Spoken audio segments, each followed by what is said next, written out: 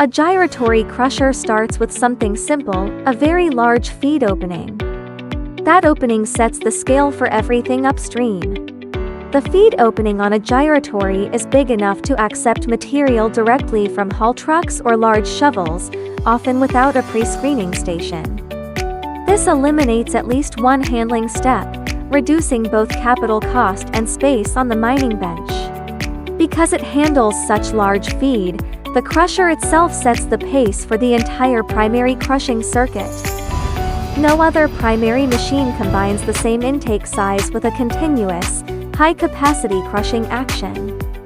The mantle gyrates inside the concave, constantly squeezing and releasing rock, producing a steady stream of crushed material rather than a batch output. What comes out of a gyratory crusher is not the final product.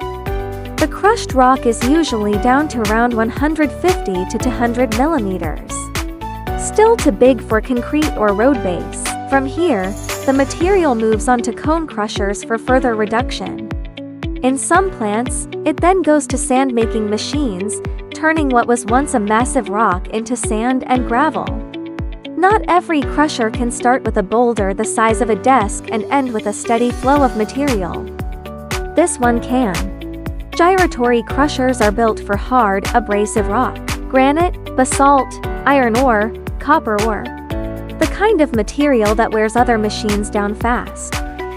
There is no other crusher that ticks the same boxes: direct truck feed, continuous crushing, massive throughput, and the ability to take a beating from the hardest rocks.